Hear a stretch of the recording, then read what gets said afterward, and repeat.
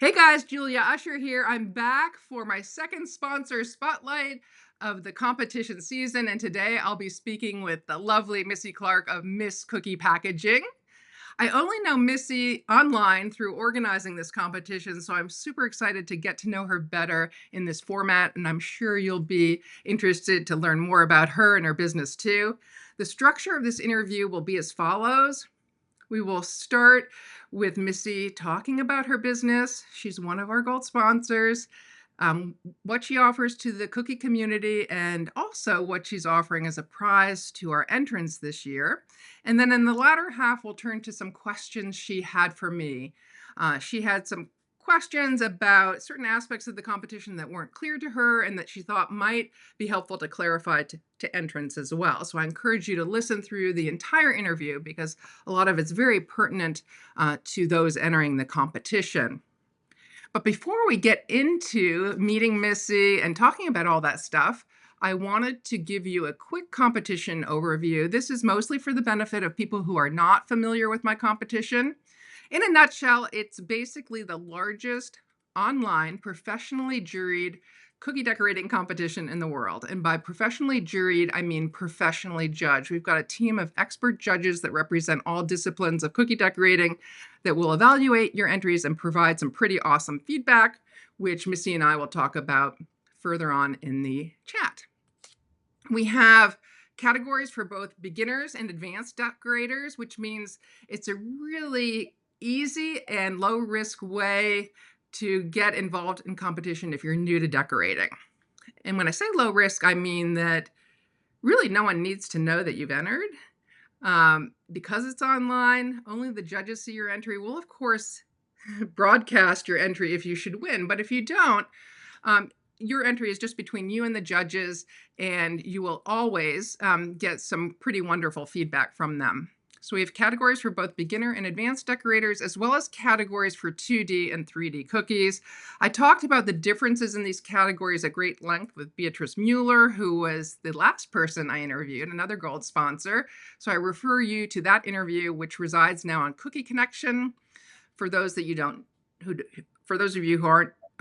don't know, Cookie Connection is my community-based website. It's also the home base for the competition. So if you go there and look on the right-hand side of the site, you'll see a number of buttons. One is a button to the competition overview, which is a post that describes all of the competition rules in great detail. And it also contains a registration link. There's also a button over there to competition news, which will shortcut you to the latest Cookie Connection posts talking about the competition. And at the top of that list right now is the interview I had with Beatrice. Tomorrow, you'll find this interview with Missy there. The requirements of the competition are that you create an original piece that fits with the competition theme, and there are other rules related to both 3D and 2D cookies that you'll find in the competition overview. This year's theme is Nature Symphony, which we'll talk about a little bit later in this chat.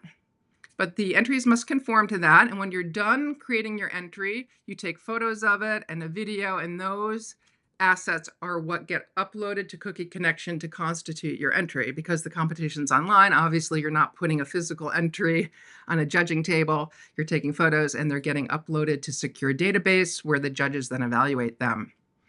One thing I should point out is that I do encourage people to register early. That means simply paying the $15 reg fee and declaring your intent to enter. That is super helpful to me because it lets me know early on how many entries we might have to judge, which affects the overall judging calendar. So I encourage you to do that. And again, that link can be found in the competition overview post on Cookie Connection. The good news is the rules have been posted for a few weeks. However, there's plenty of time still to create. We've got a solid good 2 months because entries aren't due until May 31st. So that's a little bit about the competition. It might seem like a lot, but there are a lot of good reasons to enter. First and foremost, it's really about stretching skills and learning new things. As I said, this is a low-risk mechanism for trying out techniques or projects you've always wanted to try out but haven't had the opportunity to do. You can really create at your leisure and try something new and different, take a few risks. The judges will evaluate your entry, as I said, and provide some pretty awesome feedback, which we'll see in great detail at the end. And we've got some pretty awesome prizes too. In fact, the sponsor drive just concluded, so I'm reporting for one of the first times publicly the final prize tally. I'm going to take you to that slide. When I say awesome, it is in fact huge. The total prizes this year come in at $20,650, and that consists of digital gift certificates, coupons for products that can be applied anywhere in the world. We do invite entries from all over because the competition is online. And then a large portion of that, in fact, a record level portion of that, is cash. We've got $9,600 worth of cash prizes embedded in that $20,650. Now, none of this would be possible without my amazing team of sponsors. I've got 17 incredible sponsors this year, and you'll be hearing from a number of gold sponsors through these sponsor spotlights over the course of the next month, which brings me to one of our very special gold sponsors, Missy Clark, who is here with us today. I'm going to turn to the next slide and briefly introduce her and then turn the chat over to her to talk about her business. Hi, Missy. How are you this morning? Hi, I'm good. How are you? I'm great. So Missy's in Massachusetts and I'm in Missouri, and that's the beauty of these conversations. I love connecting with people this way. I'm going to say a few words about Missy, and she can correct me where I'm providing misinformation. And of course, she's going to fill in a lot of gaps as well. My understanding is that Missy has had her business, Miss Cookie Packaging, for about 5 years now. It was spawned out of an unmet need of her own. When she was serving cookie clients, she was looking for packaging that she could use with advent calendar cookies and couldn't find any. So she decided to design her own, and that soon turned into a business. I'm really interested in hearing about the evolution of that a little bit further. And I think our viewers might be as well too, because I know many cookiers are aspiring to create their own businesses. And this is a real success story, 5 years and going strong.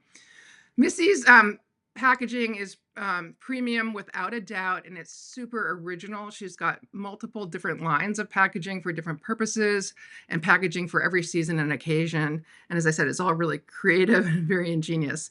And you'll be seeing in-depth looks at 5 different lines today. I also want to remark that I believe that Missy has a background in graphic design related to other products. She did that for 12 years before this business. She also has a love of baking. So what I really love about her business is she's been able to marry her 2 passions into one thing. And I do think that love of both things really shows in the beauty of her product line. So without further ado, I'm going to turn the mic over to Missy, and she's going to fill in some of the gaps that I missed and talk a little bit about her products. Sure. Sounds good. Okay. So I actually got started with cookies, making decorated sugar cookies in general, the same way I think a lot of cookiers do nowadays anyway, by taking a cookie decorating class. So in November of 2018, one of my best friends said to me, "Hey, I just signed up for this cookie decorating class. Do you want to take the class with me and my sister?" And I said, "Yeah, I do." And so I took the class and I loved it. We made Christmas cookies, and I thought, "Oh, this is easy." As I think you do sometimes when you take a cookie decorating class, right? Because half the work is already done for you. The Right. cookies are baked, the icing consistency is already done for you. So you get into the class and you're like, "Oh, this is really easy." Um, at that time, so that was November of 2018, I was a packaging graphic designer. So I worked for the nation's largest organic and specialty food distributors. Oh, So wow. I worked for basically a food company for 12 years, and I designed food packaging for 12 years. So it's not a huge stretch for me to be Oh, not designing at food. all. Yeah. It's what I did for 12 years. So I was a designer for about 10 and then a manager of the entire design team for the last 2, responsible for all of the packaging that went out the door all around the world. Um, Come 2019, there was a large corporate merger, and unfortunately, they eliminated my position and my entire team. So Wow. I found myself thinking, "Okay, what am I gonna do now?" and that's when I turned to making cookies. I thought, well, um, that was really fun, and after I took that class, I practiced.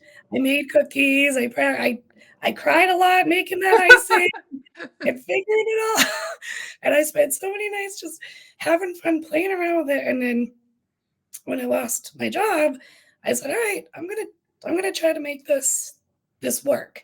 And so I went through the whole thing, and I got my cottage food license, and I actually sold cookies for about a year and a half. Uh-huh. So my cookie company was Miss Cookie Co. My name Okay. is Melissa. Friends call me Missy or Miss. So Miss Cookie or Co. or Miss Cookie Packaging is really just a play on my name and what we do. Um, so I was selling cookies. Fast forward to the first holiday season that I was selling cookies, and I had seen a few other cookiers offering advent calendars, and they were doing, using some DIY ways of making packaging for it. And When you I, say I advent calendars, you mean like little cookies, right? Like an array of little cookies. so Oh, yeah. like Perfect. yeah, Yeah. so mini cookies. Yeah. So I searched and searched that year for packaging, and I found these boxes, beautiful boxes, and I was really excited to get them in. And they came in, and I had spent almost $200 on these boxes. And when I pulled the cubbies out, they were so small. I had to go and rush and run to Amazon and buy the tiniest little cookie cutters. And No. like these cookies are 2-inch mini cookies, and these are Uh-huh. small. The cookies I had to make to fit in that first calendar were about half the size. Oh, wow. And they dried out so quickly, and And you can't I put made much on it. them besides, Yeah, yeah. yeah, I You was can hardly really fit the number of on the advent calendar on them. exactly. So I wasn't happy, and, I had a lot of conversations with my husband, and I said, "There's gotta be a better way." And we looked at each other, and that's when the light bulb went off. Well, you're a packaging graphic designer. Make them. Like, why don't you try to make your own?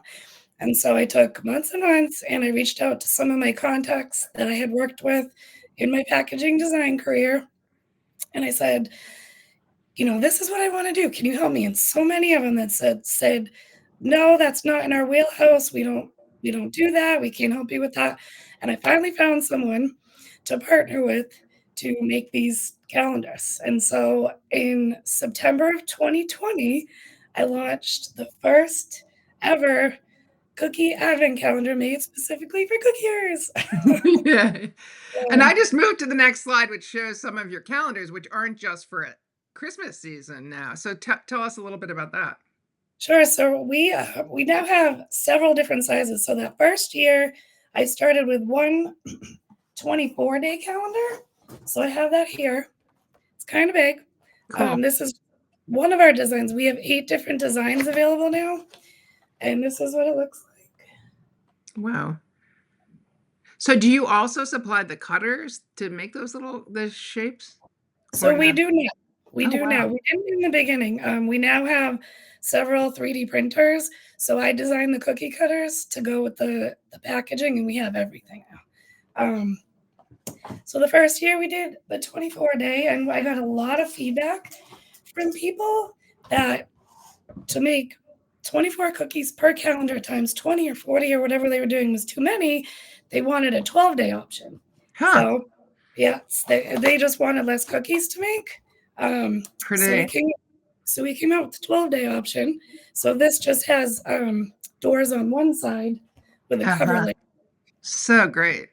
So we have the 12 and 24-day, and then I extended the line into our 8-day calendars, which you can see that summer one right there. So it's a countdown to summer.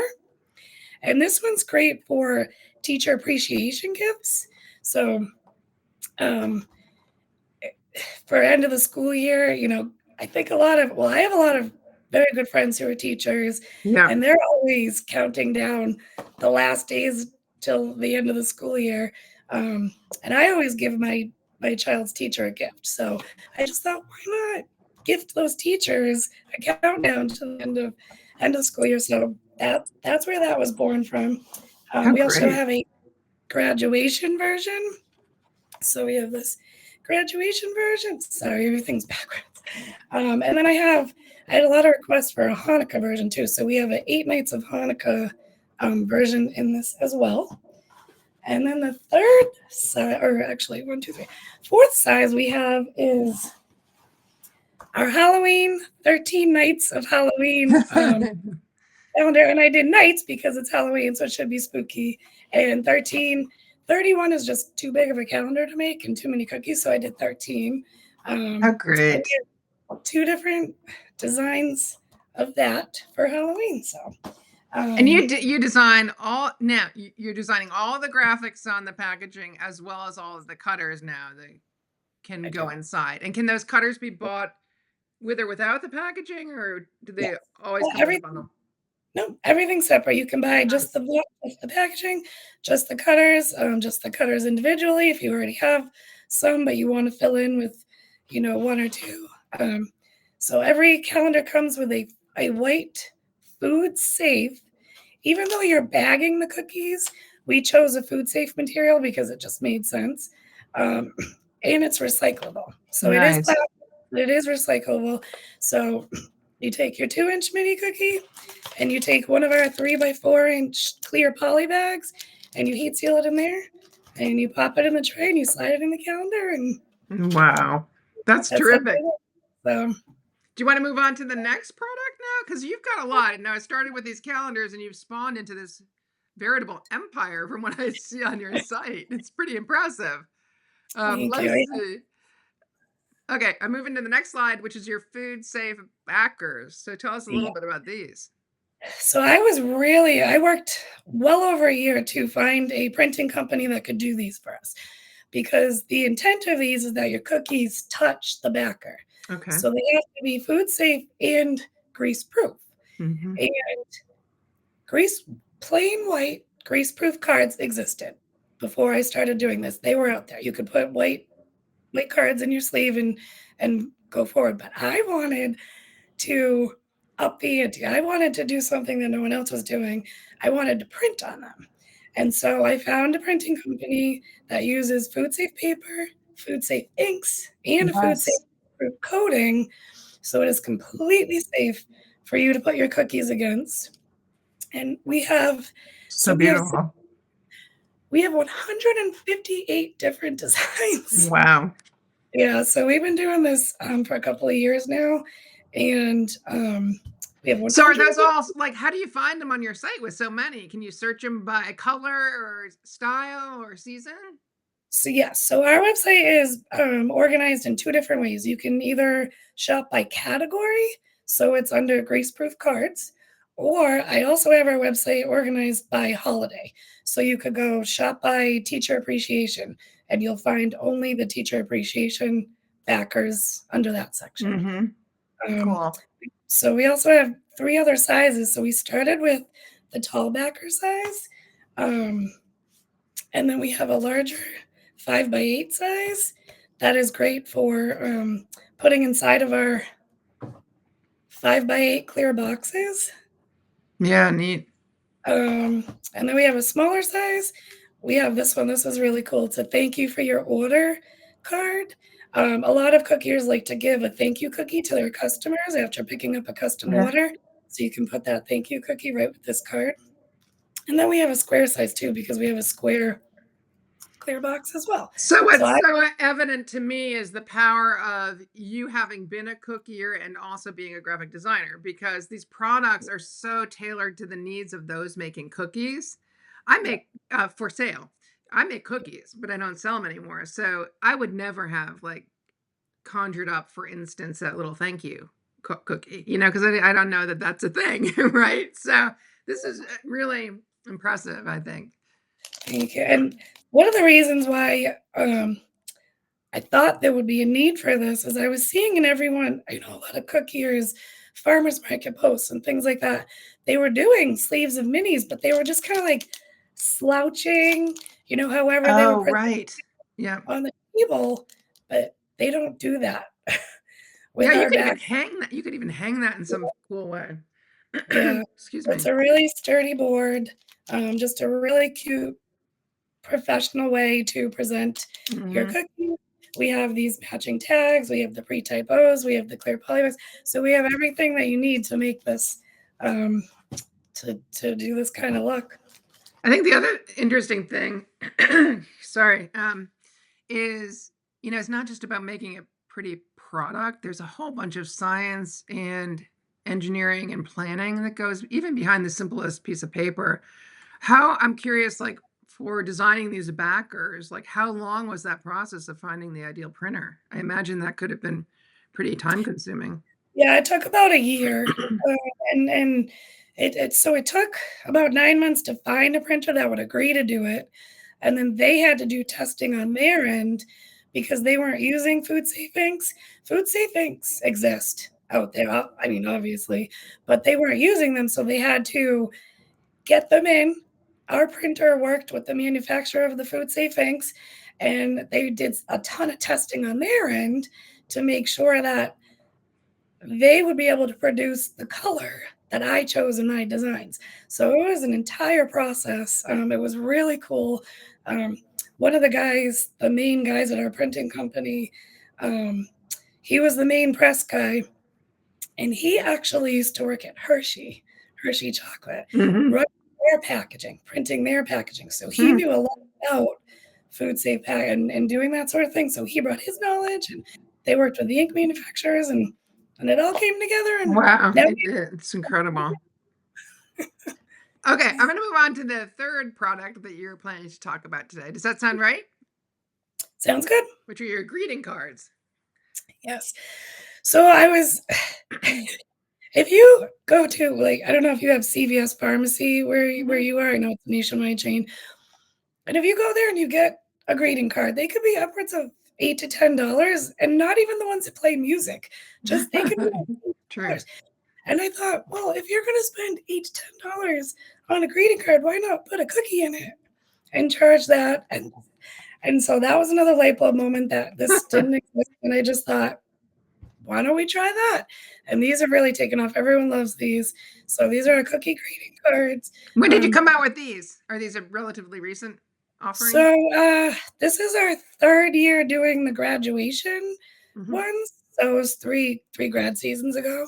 Um, this is our we have stretch loops. You don't have to put the stretch loop around it. I just wanted to show that they do work. I like that. But Yeah.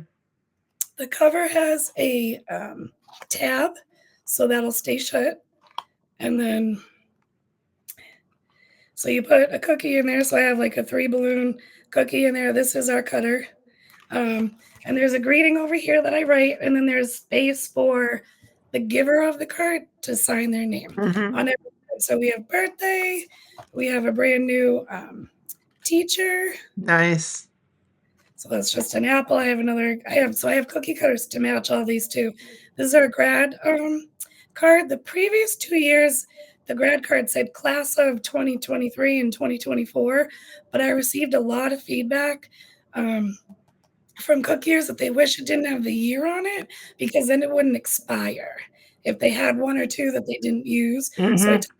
took the year off this year, um, Yeah, I and kind of have that issue with some of my stencils. When we first yeah, did them, we put years on them. So now my stencil partner has to update the year every yeah, year. So, um, yeah, so we have Mother's Day and Father's Day, and, we have how many do we have of those? How to rate it? We have so many, we have 18 different designs of cookie greeting cards now, so wow. every occasion. Yeah.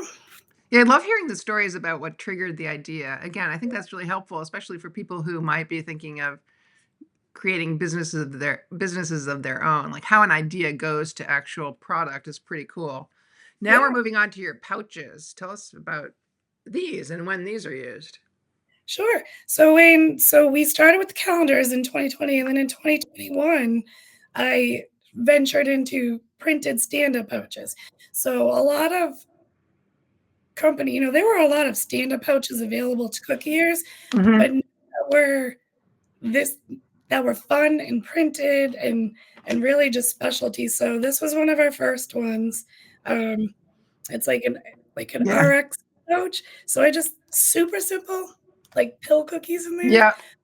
This was really popular, especially during COVID for, like, nurse appreciation gifts. Mm-hmm. This is our larger size pouch, and then we, got a lot of feedback from people that this may be a little too many mini cookies for them to make to sell at a price point that their customers are comfortable with. Can you make a smaller one? So we have, slightly smaller Nice. pouch now. So this the larger size fits up to about 12 mini cookies, and this smaller size is good for up to about 5. Mm-hmm. So our teacher one, "You're all that in a bag of chips," which is a popular saying from when I was younger. This is a great teacher So option. you talked a lot about hearing feedback from your customers and then incorporating that into your product design, which I think is really the key to any successful business is like responding to what people want and need and doing so responsively. So I'm Yeah. just curious, how do you do that? Like, do people email you or do you actively solicit that feedback on a periodic basis? What are your mechanisms for making sure you hear your customer? So every year for the cookie calendars, I make sure to send out an email or ask on social media. I specifically ask for that feedback because I want to know, did I hit the mark with the graphic Right. design? Is the size right? Is the price point right? So every year I actively ask for feedback on the calendars. But for everything else, I get a ton of emails, a lot of comments on social media posts, and I just always make a note. I flag the email and I remember it. And then the next time, if we need to reorder pouches, okay, well, what was that feedback? What should I do? Do we need to change things now? Because it's always a good time when you're reordering to make those changes. So I'm always listening. Yeah, that's incredible. So your Yeah. business now, has it grown to a scale where your inventory, are you working out of your house or is your inventory house somewhere else? How does that all work? So for the first 2 years, we did work out of our house. We had just built a brand new garage, and we never even got to park a car in it because we never. My husband was like, "Oh well, okay." So we never got to. Thank God for those accommodating husbands because I have one too.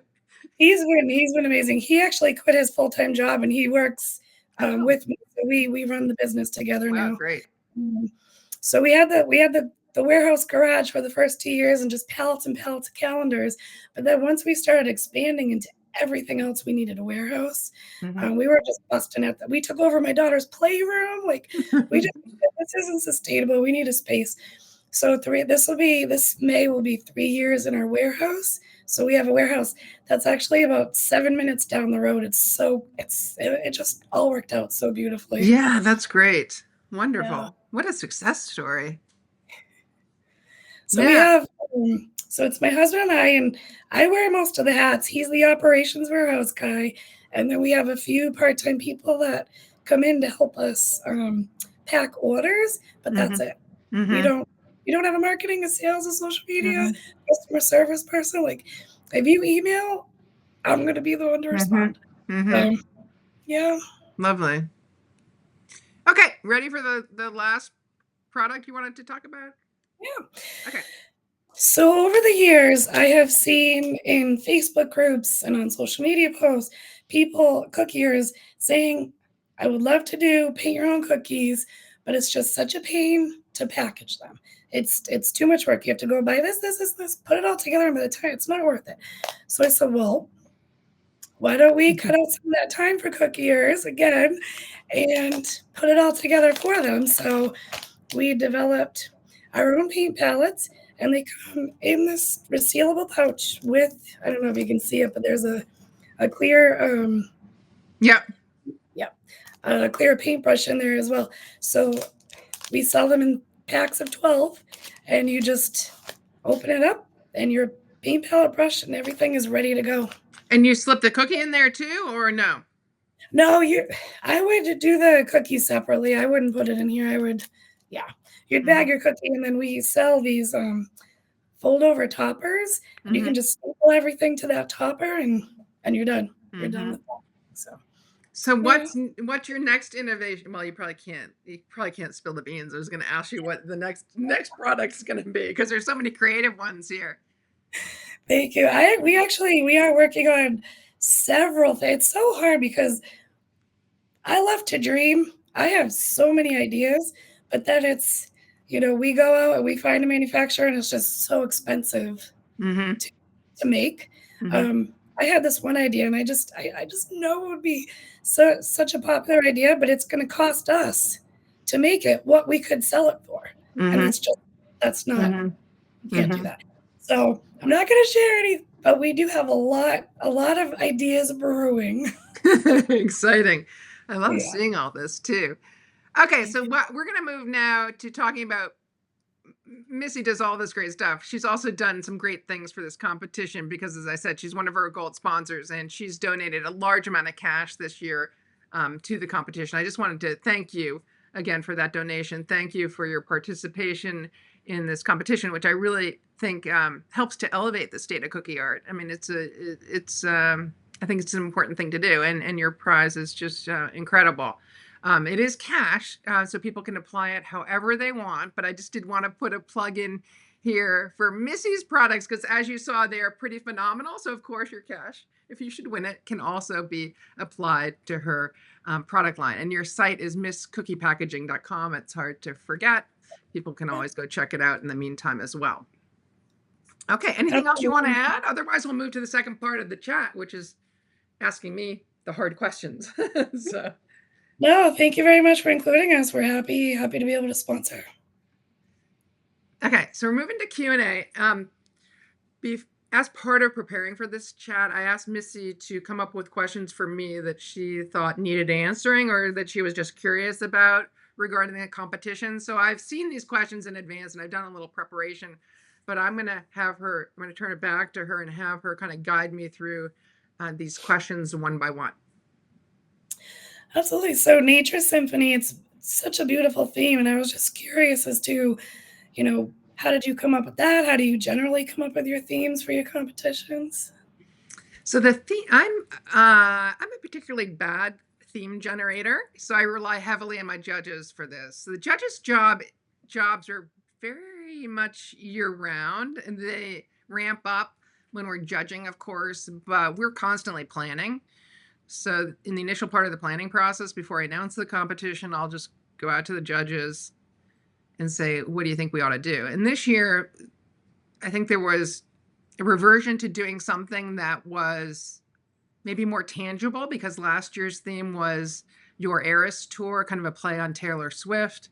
And that resonated with some people more than others, particularly more maybe with people in the United States who are, Sure. diehard Taylor fans, less so with people out of the States. So this year, I think we gravitated towards something a little more tangible that didn't require so much, maybe, uh, just wasn't as open to interpretation. And also something that would likely have more international appeal. So I'm Okay. not sure who came up with it. I mean, I think it's really very much I have a Facebook group where we all meet. And so a couple of people put out ideas. And then I think Stephanie Capel of the Hungry Hippopotamus came back in and said, well, I like all of these ideas, but I think we could put it together, more succinctly with the words Nature Symphony. And I immediately grabbed onto that for a couple of reasons. I'm going to move to my next slide where the theme is described. I like it because though it's a little more tangible insofar as people can express tangible things in nature, it is still open to interpretation, particularly because it marries both nature and symphony or music. So people can play on both themes if they want in their entries.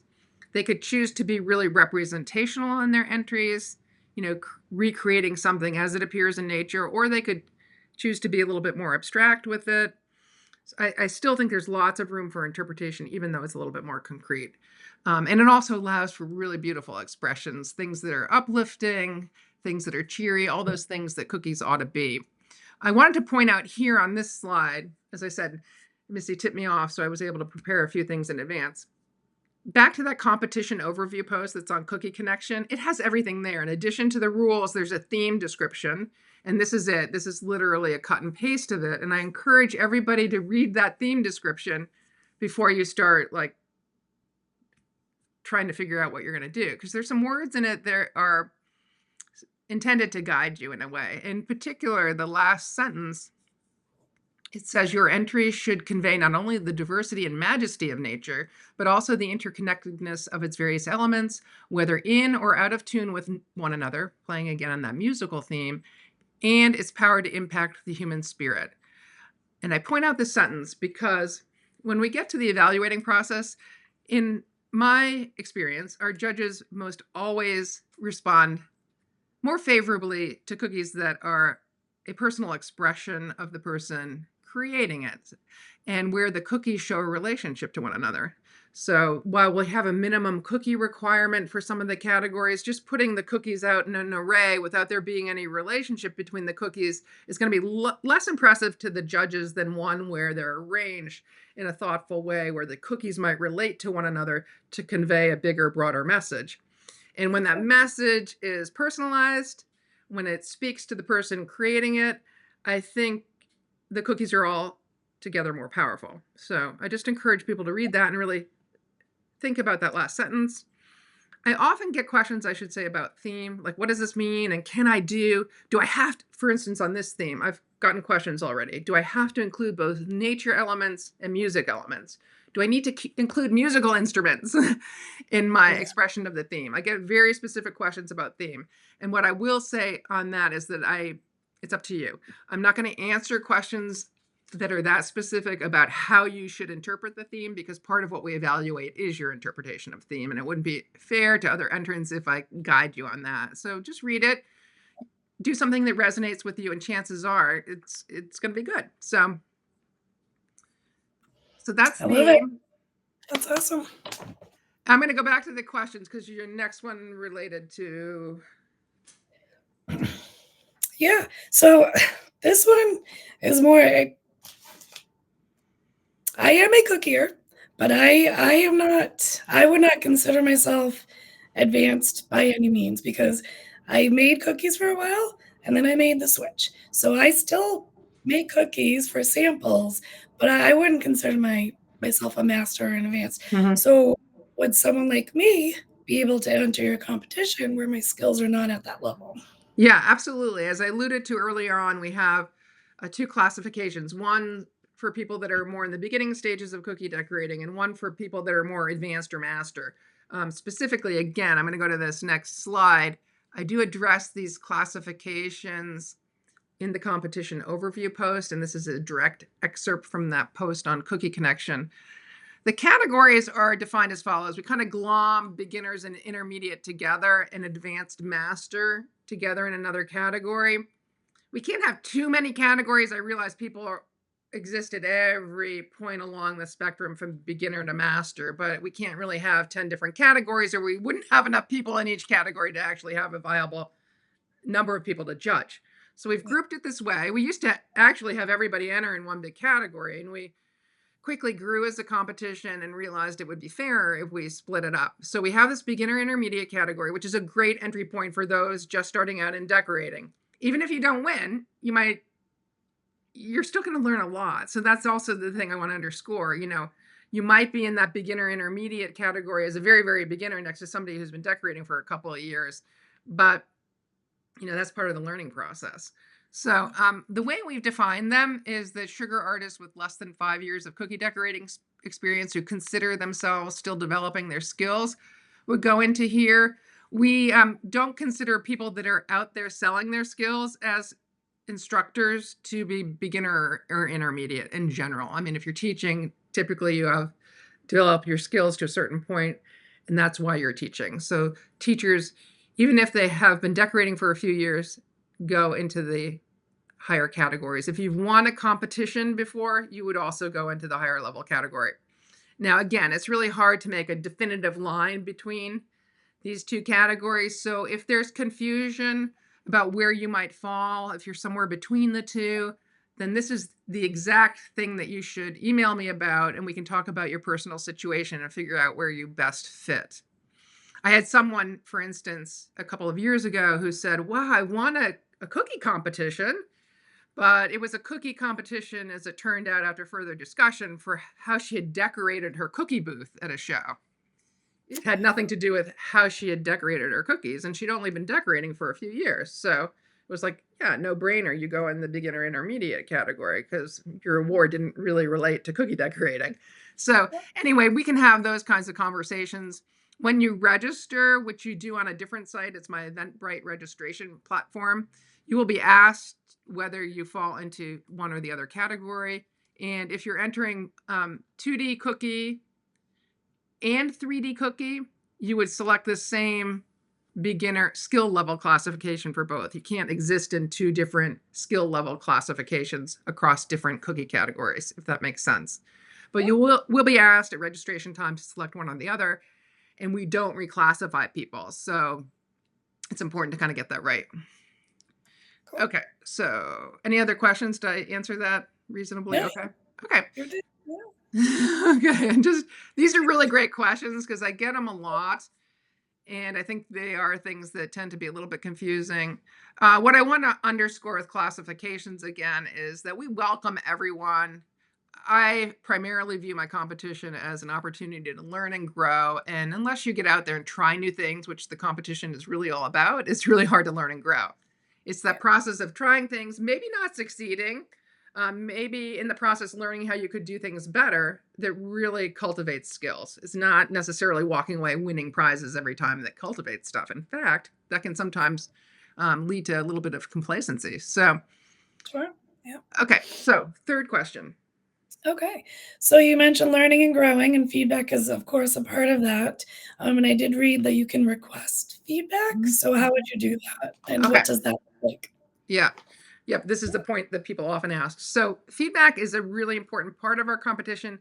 We put a lot of time into it. The compilation of each feedback form, which is something I take on after winners are announced, each one takes me about 2 hours. So I used to do it for everyone, but I can't physically do that because I pretty much run the competition by myself, and I have other businesses. I also teach and try to make money in my spare time. So I can't do it for everyone, especially when the numbers are unpredictable and unknown, which gets back to registering early. So I have an idea of what to expect.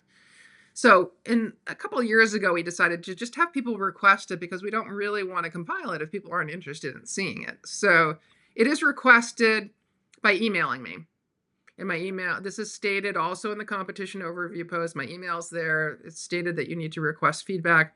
You need to request it before or on the entry deadline, which is May 31st. If it comes in later, if I feel like I can accommodate it, if I don't have too many feedback requests, I might add you to the bottom of the list.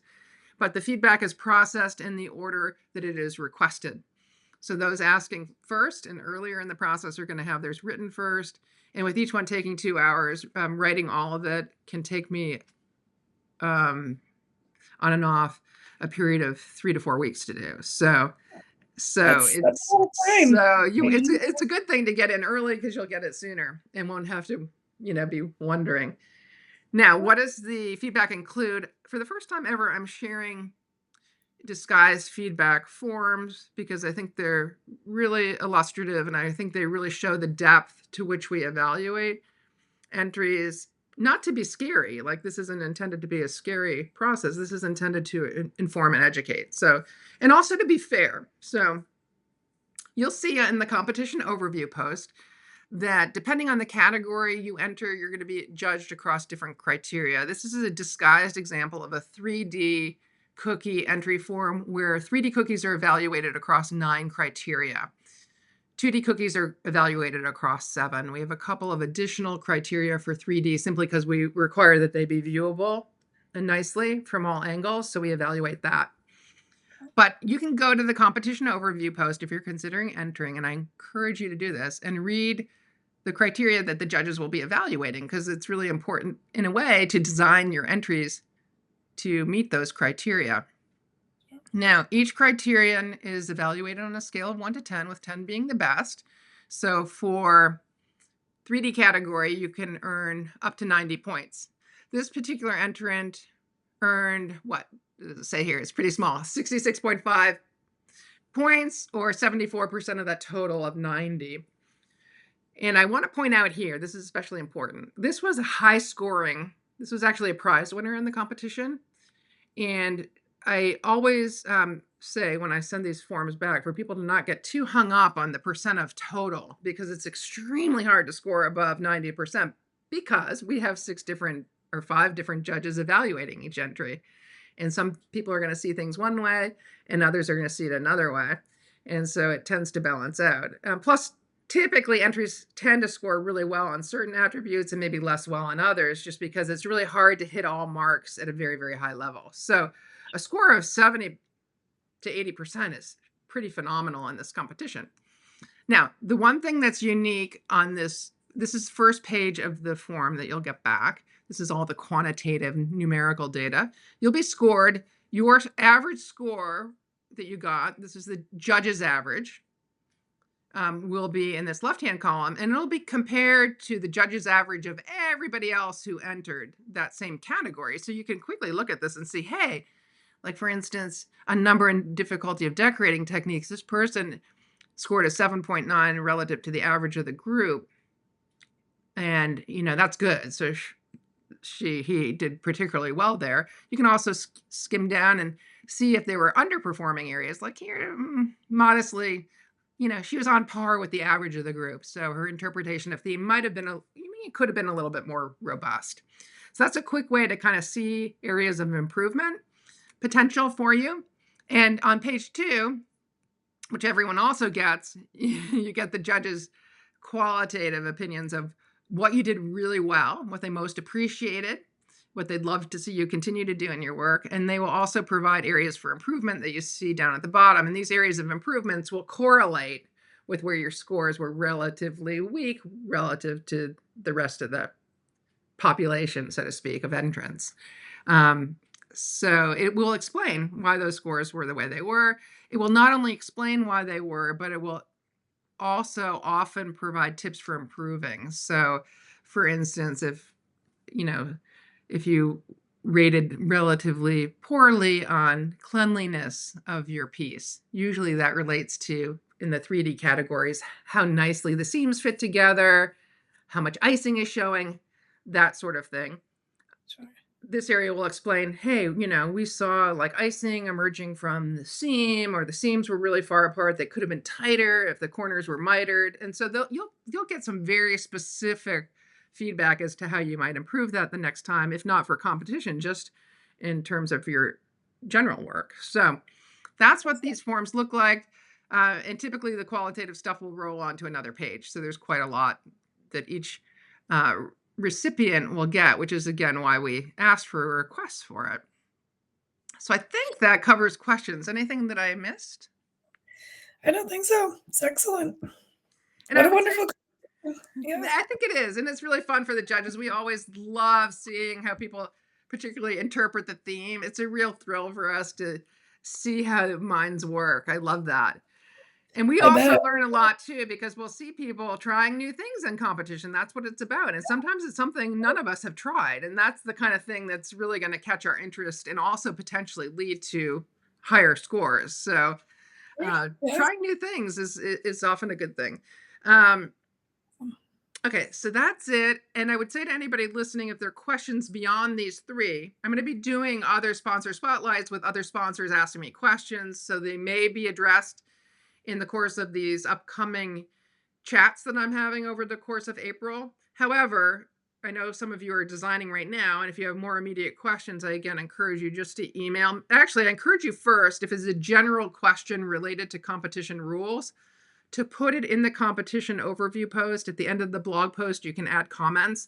That's a great place for them to go, because then I can address them for the whole group of entrants all at once. Everybody sees them. Everybody benefits from the same feedback.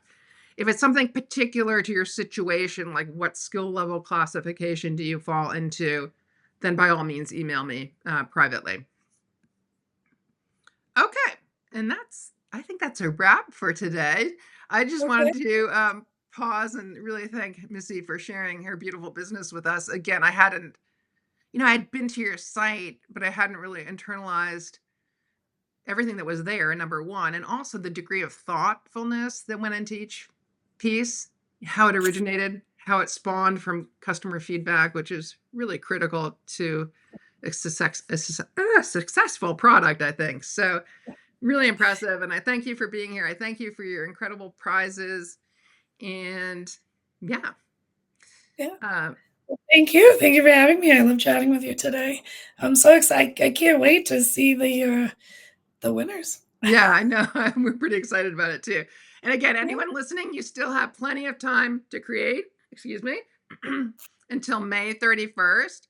But I am encouraging people to register early. Registration is a different process than entering it. Registration involves going to my registration site on Eventbrite. The link is in the competition overview post, paying a $15 reg fee to declare your intent to enter.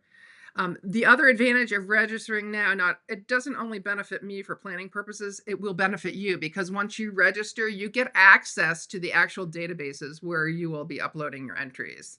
And those databases, I encourage you to actually physically get into and look at because it'll give you a very clear idea of what you need to load, where, and when.